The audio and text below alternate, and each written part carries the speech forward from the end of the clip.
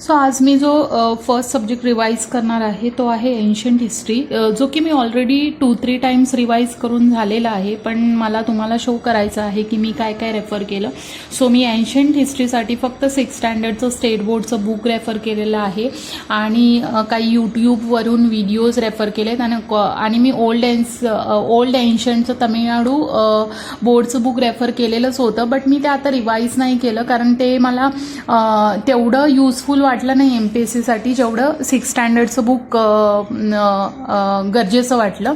So मी पहिल्यांदा तुम्हाला स्ट्रॅटेजीमध्ये हे केलं पाहिजे की तुम्ही जे पण काय सब्जेक्ट रीड करताय तो जो सब्जेक्ट आहे पर्टिक्युलरली तो सब्जेक्ट तुम्ही त्याचे PYQs बघून घ्या. PYQनुसार तुम्हाला एक आयडिया येते की कोणत्या टाईपचे क्वेश्चन्स येतात. आता सर्वजणच सांगतात की PYQ रीड करा, बट ते कसे करा हे सांगत नाही. सो मला असं वाटतं की ते PYQ आलेले आहेत ते तुम्ही पाठांतरच करून टाका, ते तुम्ही बायहार्टच केले पाहिजेत. बिकॉज ते बायहार्ट केलात नाही तुम्ही तर तुम्हाला कोणता क्वेश्चन्स, कारण ते रिपिटेशन्स होत नाहीत क्वेश्चन मोस्ट ऑफ, बट एखाद दुसरा क्वेश्चन रिपिटेशन असतात, बट काही क्वेश्चन असे असतात त्यांचे ऑप्शन्स रिपीटेड असतात किंवा ऑप्शनमधून क्वेश्चन फॉर्म झालेला असतो. हे तुम्ही जेव्हा प्रॅक्टिस कराल ना तेव्हाच तुम्हाला समजून येईल, अदरवाईज हे तुम्हाला समजणार नाही. तर तुम्ही फक्त क्वेश्चन पेपर बघत राहाल प्रिव्हियस इयर आणि त्याच्यातून अच्छा हा क्वेश्चन आला होता, बट तसं नाही होत. तुम्हाला ते एकदम, मला तर असं वाटतं तुम्ही ते पाठांतरच करून टाका.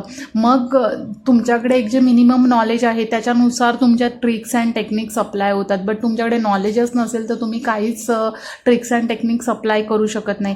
एंड ऑप्शन आहे की ट्रिक्स अँड टेक्निक्स यूज करणे, बट फर्स्ट आहे की तुम्हाला नॉलेज अप्लाय करायचं आहे. सो मी हे जे तुम्हाला शो करते आहे, मी एका रजिस्टरमध्ये एन्शंटचे सर्व जे 2018 पासूनचे जे PYQ आलेले होते ते सर्व मी एक कलेक्शन करून ठेवलेलं आहे आणि ते मी कंटिन्युअसली बघत राहते, कारण आपल्याला ते पेपर कंटिन्युअसली त्याच पर्टिक्युलर टॉपिकवरती बघायला सर्व पेपर काढावे लागतात. त्यापेक्षा ते एका ठिकाणी कलेक्ट करून ठेवले तर ते तुम्हाला चांगलं असेल.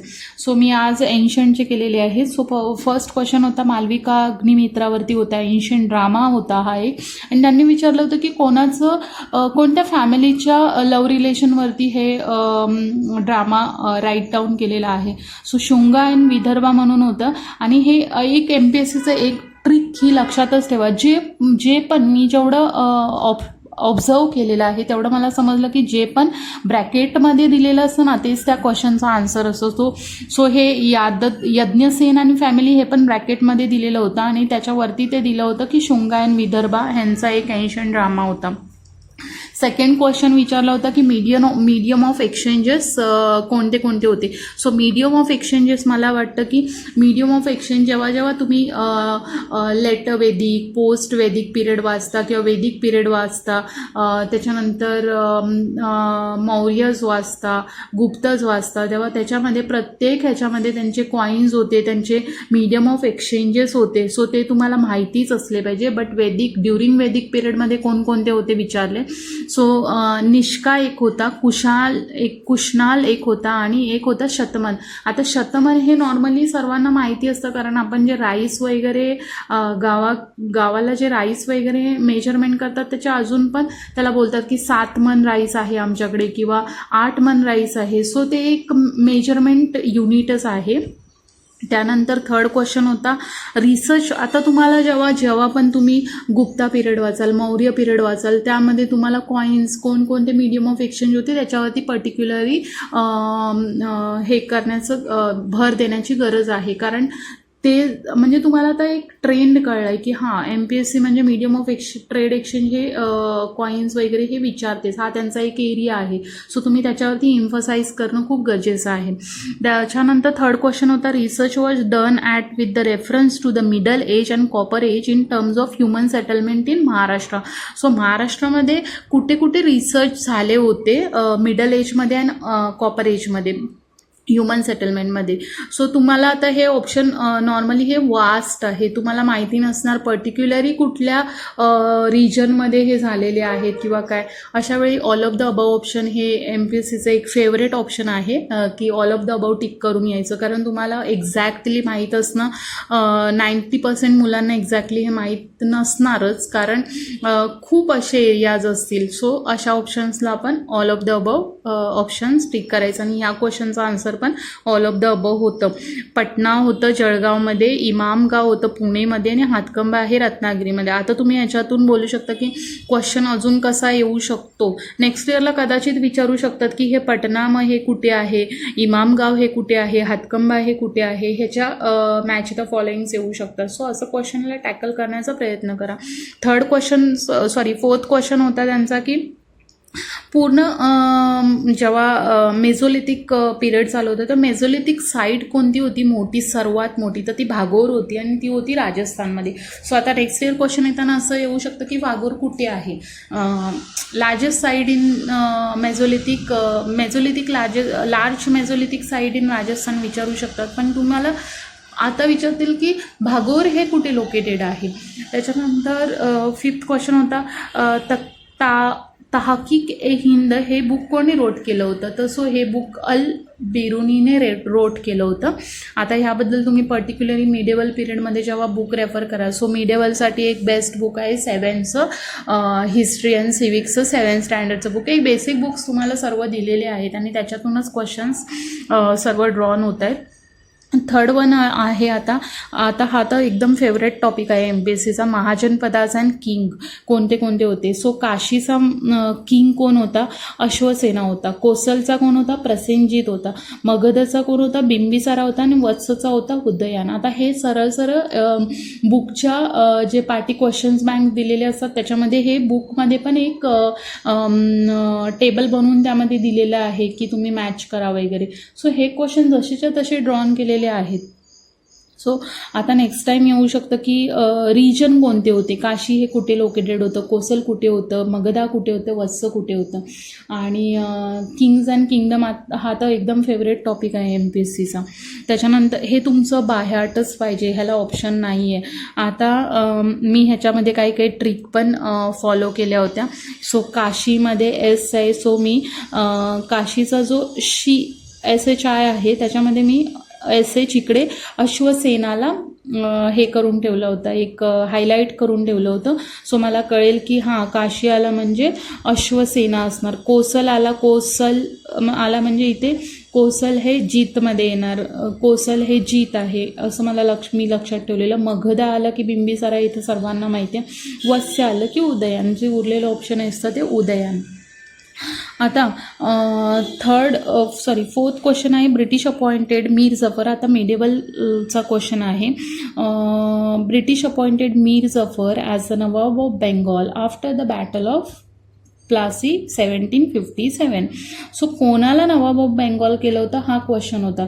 बट आता नेक्स्ट टाइम येऊ शकतं की नवाब ऑफ मीर जफर हा कोणत्या पर्टिक्युलर रिजनचा नवाब होता हे येऊ शकतं. त्याच्यानंतर स्लेव डायनेस्टी हा पण खूपच MPSCचा फेवरेट टॉपिक आहे डायनेस्टीजवरती. सो डायनेस्टीजमध्ये स्लेव डायनेस्टी आहे, त्याच्यानंतर तुलुक डायनेस्टी आहे, असे खूप डायनेस्टीज आहेत. 4 डायनेस्टी खूपच फेमस डायनेस्टीच्या बुकमध्ये दिलेल्या आहेत. सो स्लेव डायनेस्टी ही कुतुबुद्दीन ऐबकने फाउंड केलेली आहे आणि हा जो होता कुतुबुद्दीन ऐबक हा एक स्लेव होता. सो त्याच्यापासून स्लेव डायनेस्टी म्हणजे फाउंड झालेली आहे.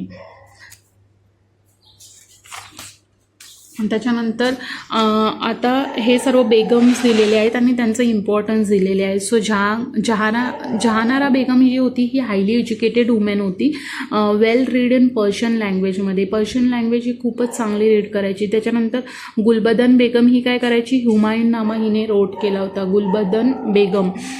सलीमा सुलतान ही एक पोएम होती, ही पोएम लिहायची आणि ही एक पोएट होती, ही पोएम लिहायची नॉर्मली पर्शियन लँग्वेजमध्ये. झेबुन निसा ही कॅलिग्राफीमध्ये एक्सपर्ट होती. आता हे मी उलटे मॅचअप्स दिले होते एक्झामला, बट मी हे एकदम प्रॉपरली सिक्वेन्सने करून घेतले जेणेकरून माझ्या ते लक्षात राहावे, रिमाइंड करत राहावं continue. Sultan were from Sayyid dynasty.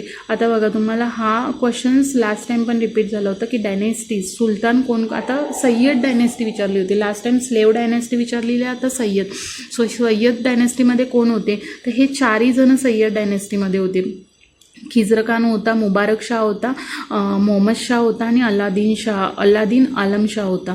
त्याच्यानंतर painters in the court of Shahjahan. Shahjahan हा स्वतः एक खूप चांगला पेंटर होता, त्याच्यामुळे त्याच्या कोर्टमध्ये कोणते कोणते पेंटर्स होते हे विचारलेत. सो मीर हसम होता, चित्रमणी होता, चित्रमणी आणि अनूप चित्रा हे दोघे होते आणि फकीर वल्ला हे 3 पेंटर्स होते. सो आता परीक्षित. आता इथे विचारलेलं आहे की हे पर्टिक्युलर वर्ड कशासाठी यूज केलेले आहे. सो परीक्षित हा वर्ड कशासाठी यूज केलेला आहे, तर हा यूज केलेला आहे hero of the famous song press found Atharvaveda. Parikshit हा यूज केलेला आहे की जे हिरोज होते ज्यांनी सॉंग्स प्रेस केले होते अथर्ववेदामध्ये. त्याच्यानंतर जनामे जया हे कशासाठी होतं, तर is credited with having gone round the earth, म्हणजे हा ह्याच्यासाठी पर्टिक्युलरली होता. त्याच्यानंतर होता प्रवहना म्हणजे फेमस फिलॉसॉफर होता हा एक. आणि जनक हा कशासाठी होता, तर पॅट्रोन ऑफ याज्ञवल्क्य. जनक हा पॅट्रोन ऑफ याज्ञवल्क्य. तर हा थोडा डिफिकल्ट टाईप क्वेश्चन्समध्ये येईल, कारण हा आपण नॉर्मली असा एक्सपेक्ट केला नसतो क्वेश्चन, किंवा एवढं डिटेलमध्ये आपण माइंडमध्ये राहील असं गरजेचं नाही आहे. आपण ही ह्युमन बिईंग्स आहोत, सो हे सर्व लक्षात राहणं गरजेचं नाही आहे. त्याच्यानंतर आता विचारलं होतं की कोणते कोणते रिजन होते ते मर्ज झाले होते इंडियामध्ये आणि कोणत्या पर्टिक्युलरली स्टेटमध्ये मर्ज झाले होते. सो मयूरभंज हा पर्टिक्युलरली उरिसामध्ये मर्ज झाला होता. आता भंज आलं म्हणजे उरिसा असं लक्षात ठेवलेलं. कोल्हापूर हा आता बॉम्बे प्रोव्हिन्समध्ये झाला होता. रामपूर मर्ज इंटू यूपीमध्ये. पूर आला म्हणजे यूपी असं लक्षात ठेवायचं. भोपाळ हा सेंट्रल ॲडमिनिस्ट्रेशन होतं. जसं की तुम्ही मध्य प्रदेश हा स्टेट जो आहे हा एक सेंटरला स्टेट आहे आपल्या. सो तुम्ही लक्षात ठेवू शकता की हे सेंट्रल ॲडमिनिस्ट्रेशन भोपाळमध्ये होतं. हा इझी म्हणजे थोडासा होता, कारण तुम्हाला जो भोपाळ जरी मॅचअपला माहिती होतं असेल तरी तुम्ही मॅचअप करू शकता. आणि ते लोक एवढा डिफिकल्ट मॅचअप्स देत नाहीत. जर तुम्हाला एकाची जरी मॅच माहिती असेल तरी तुम्ही होल क्वेश्चन सॉल्व करू शकता. त्याच्यानंतर